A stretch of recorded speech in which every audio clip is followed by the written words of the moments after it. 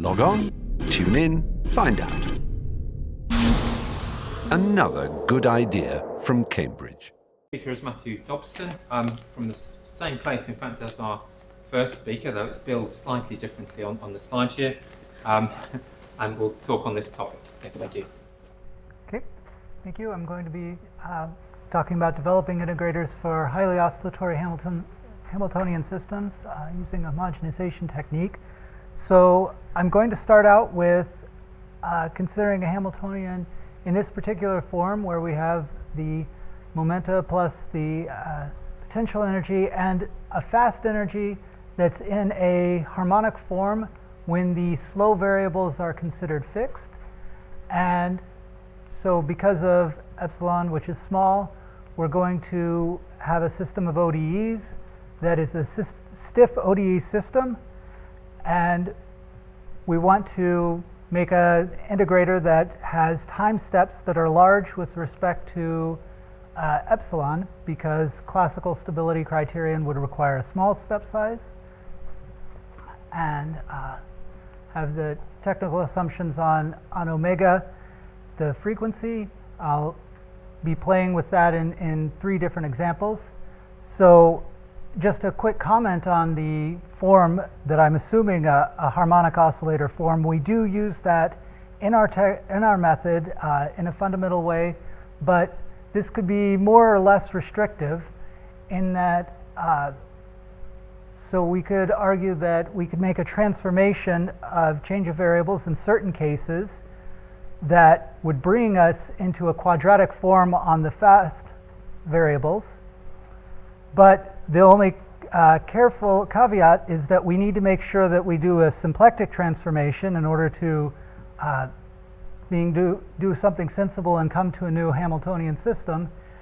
And so we don't have a general answer for that, but I'll present one example where we do make such a transformation.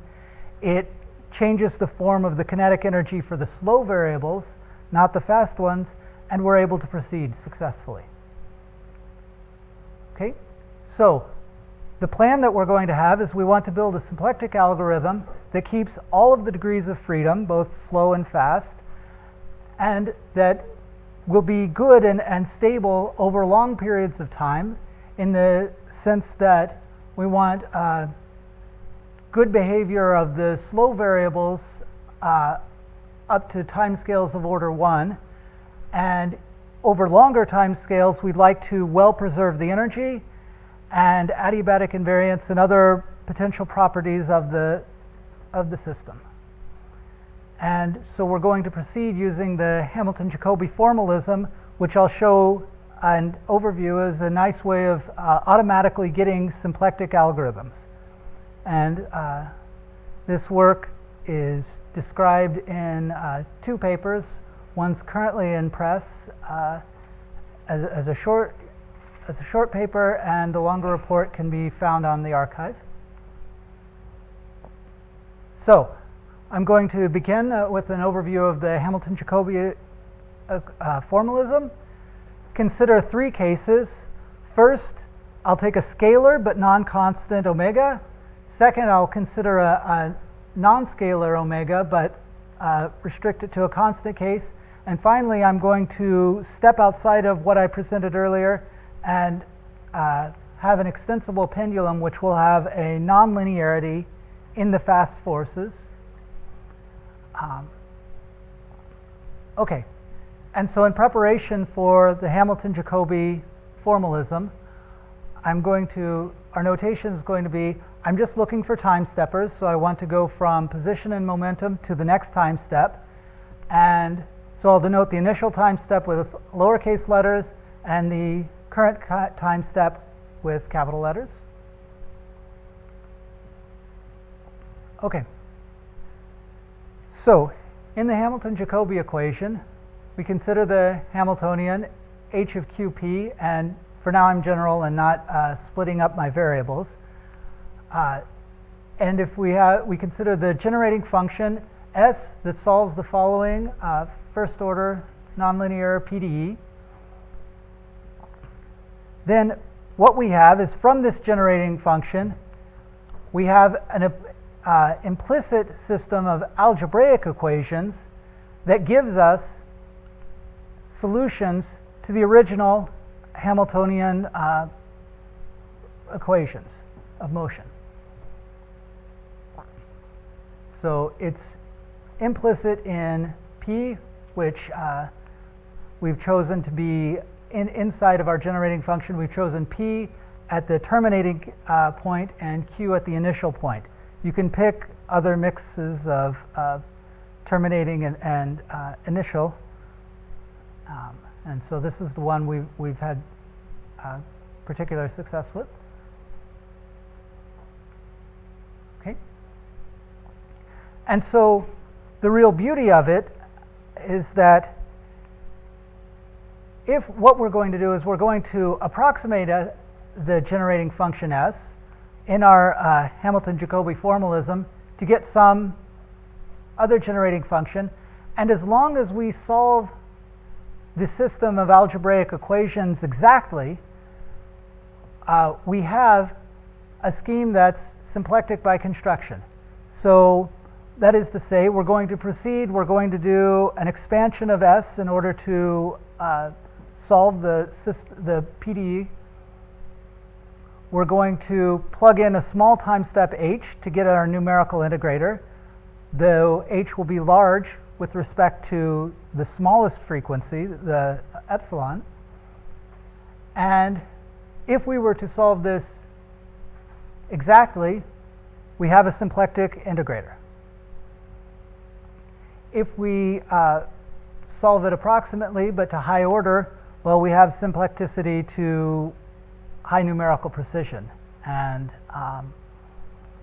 we'll carefully look and observe if what the outcome of this is. And so Kong-Feng did the first applied this methodology for, but not necessarily for two-scale or for oscillatory systems. And so my first example, I'm going to take, we're going to look at the Fermi-Pasta-Coulomb chain, but since that's, it's in fact harmonic and linear in the fast variables, we're going to modify it and put in some nonlinearity in the slow variables so that the frequency depends on the slow variable.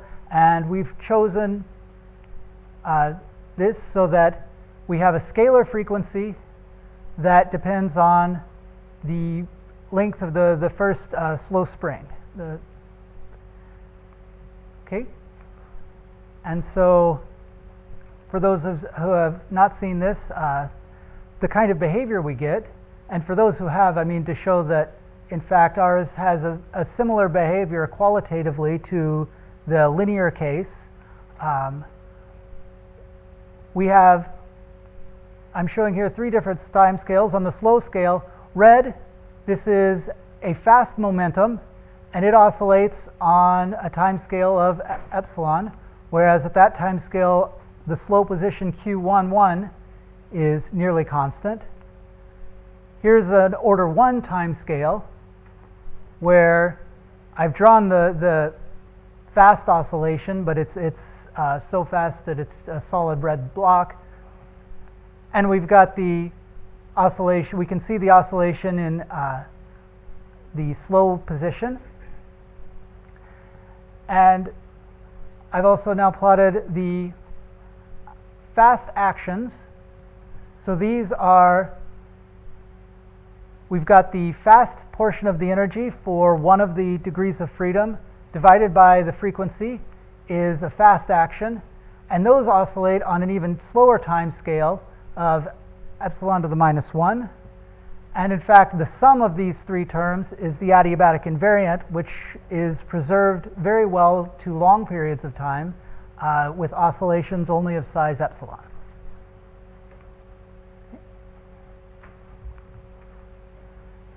So, what do? We start with our equation, and for technical reasons that we want to do a following change of variables, we're going to use a symplectic change of variables to balance the frequency against the two fast variables, so that whereas before we had Q2 was order epsilon and P2 was order 1, we now balance them so they're both order square root of epsilon. We're going to make a time-dependent change of variables after that depends on a fast time that we see in our system. So we're going to define the time sigma, where sigma prime is 1 over epsilon omega of q. And if we make a change of variables, this will, in effect, integrate analytically the leading order terms of the fast variables. And if we just directly plug this into our system, we'll end up with a Hamiltonian, but it now has memory, a memory effect, because it's time dependent from sigma of t, and it's in fact dependent on the whole history through Q1. But what we do is we just extend the system where we add sigma and a as variables. And so in fact that this is an extension to a new Hamiltonian system consistent with what we had before, where we see here's the Q2 term that's from the term variables. Now A is, or A over epsilon is the adiabatic invariant that I referred to earlier. And sigma times A, this is the fast energy.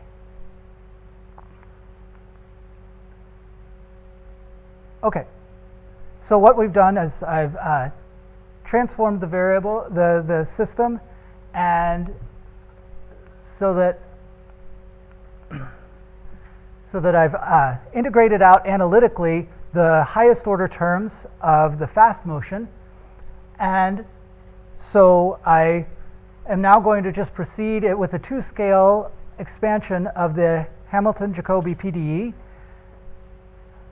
I plug into the Hamilton-Jacobi PDE my system, which is not at first well scaled, so I change variables after doing so.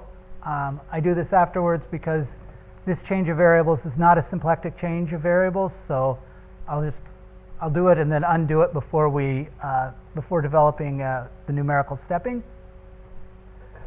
And then make a 2-scale ansatz. So expand S of epsilon as a sum in powers of epsilon, and we're going to, like is typical in a 2-scale expansion, we're going to introduce a new fast time, despite the fact that we've extended our system and have already inserted a fast time already. But it's necessary in order to close the equations. And so we assume we've got this new fast time, and we're going to assume periodicity in sigma in order to close the equations. And this is consistent with how it appears in the equation in the arguments of sine and cosine. Okay, so what we do is we plug this in, chug along, make a truncation at a certain order, and we pick and choose terms here based on getting a nice exchange of the adiabatic invariants. We expand to second order in both the S0 and the S2 term, and we find out that because we've already integrated the fast motion out by the change of variables, the S1 term is analytically 0. Now this technique runs into one problem when compared to other oscillatory integrators, in that typically they're expressed entirely in terms of derivatives on the original functions. And what we get is, since we have derivatives in our generating function, we get higher order derivatives of v inside our numerical method, which is problematic if you've got a very large and expensive to compute v. So if it's done naively, this could be computationally quite expensive to have higher order derivatives. And you can argue and do it clever if you've got a Hessian times a vector, but what we do instead is replace, again, inside the generating function with finite differences in order to avoid having higher order derivatives appear in our numerical scheme. Okay, so what I'm going to do now is just investigate and look at the behavior of this, and I'm going to compare against one of the many oscillatory integrators out there, the Mollify method of Garcia-Archilla, Sancerna, and École. So what we notice for all of these methods, H, here's the energy. I take H, our method, from the Hamilton-Jacobi formalism, Verlet with a very tiny time step, and Mollify with a time step larger than epsilon. And I see that for all these methods, the energy is well preserved. The adiabatic invariant is also well preserved. And our method qualitatively gets the exchange of adiabatic invariants that gets the phase a little bit better because it's a little bit faster here. And this is consistent with what you'd see if in the linear case of fast forces, because you can't filter and still have a method that gets the phase right. I mean, the only form of Mollify that gets the right phase speed is in fact the impulse method, which has problems with resonances, which is what the Mollify method is derived to fix. Okay, so next I make a resonance plot. Let me explain this plot just a second. Is that a major problem plaguing these is that if you have large step sizes that are pi times a multiple of the fast frequency, epsilon, you often run into, in the linear case, on those points you have a blow up due to resonances, and these have been referred to before. And so here with the nonlinearity, we find out that the resonances are going to be spread out a lot more. So here green represents Mollify, which in each of these cases, if we go to the left, h over epsilon gets smaller. So for small h roughly the order of epsilon, or an integer multiple, small multiple of epsilon, it does quite well. But as h gets larger, the nonlinearity effects, we have problems with resonance. On the other hand, on the contrary, our method works somewhat on the opposite, is that for smaller h's, or in this plot, I take epsilon getting larger and larger. So if epsilon is in fact not a small variable, then our method does poorly. This makes sense because we expand in order of epsilon and truncate, and so at that region, our truncation wasn't necessarily small. But the thing to notice is that out of our homogenization, which is performed in the limit as epsilon goes to 0, our method becomes better and better as the scales separate further and further between h and epsilon. So, and here's one where I fixed epsilon equal to 10 to the minus 3, and our method has small overall error throughout the whole regime. So that previously I just showed the error in the energy. Here I give the error in the variation in the adiabatic invariant. This is the quantity I of t, which should be almost preserved, but have a total oscillation of size order epsilon. And so I want to see if I can capture that. Here's where epsilon varies, and I fix a small time step, h is 0.02. And in fact, our method does better at capturing the adiabatic invariant than it did in the energy, because before we saw a large spike before it blew up, and here it seems to do quite well. And for fixed epsilon, it does well throughout the whole regime. So what is the price, and where have we gotten? So one, I I argued that it does well because, in particular, in one limit that we expanded in, and the limit as epsilon gets smaller and the scale separates, but also our method is implicit, and it has a much more expensive per step cost than Mollify or many of the other highly oscillatory integrators have. So for epsilon is 10 to the minus 3, I in fact see that what I have here is I'm using the number of gradient calls is much larger for a comparable computational cost.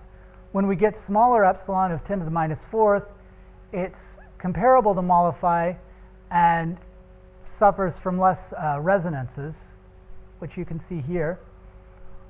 One thing we tried is we quickly implemented a version without fully resolving and looping on the implicitness, and to our surprise, it behaves very well and doesn't have many resonances itself. And okay, since we're not fully looping, this is a much cheaper and creates a much more efficient method. Okay, since I'm running low on time, perhaps I'm going to skip ahead to the extensible pendulum problem, where what we have is we have a geometrically nonlinearity in the fast variables, in that we can write the potential energy in terms of the extension of the pendulum. It's quadratic there, and we have the slow variable is the angle, and we allow any nonlinear potential energy there. And so this doesn't fit into our previous framework because we can't simply, this isn't linear in the fast variables. But if we can change to internal coordinates by just moving to polar coordinates and making the appropriate symplectic change of variables on the momenta, then we have a Hamiltonian which now involves the slow variables, so we've changed the kinetic energy terms. And now this doesn't fit into our previous framework exactly, but we can proceed ahead anyway. And if we keep first order terms, we get very nice behavior. So we take an example where we have the potential energy is cosine A squared. And so we see that over very long time scales, we have good preservation of the energy and adiabatic invariant. And we have very low resonances indeed. Okay. And so just a closing word. The symplecticity, which we wanted and used as a goal in our framework, it's not actually a goal unto itself. Efficiency is. And so the symplectic scheme, well, I showed error preservation, and I needed to emphasize that because it can only preserve energy by backward error analysis in the limit h goes to 0. But here we want h, and h has to go to 0 relative to the constants of the problem. In particular, h needs to go to 0 smaller than epsilon, which is what we want to avoid in the first place. And so, okay, I mean, these are unresolved questions, but is there a notion of partial symplecticity on the fast variable, on the slow variables themselves?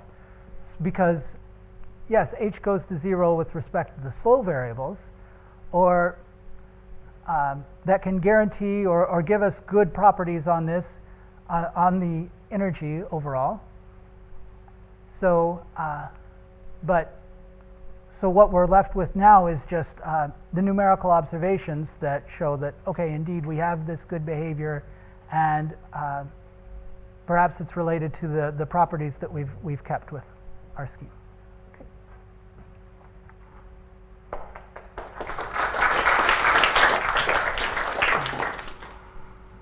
Okay, we have time to take questions.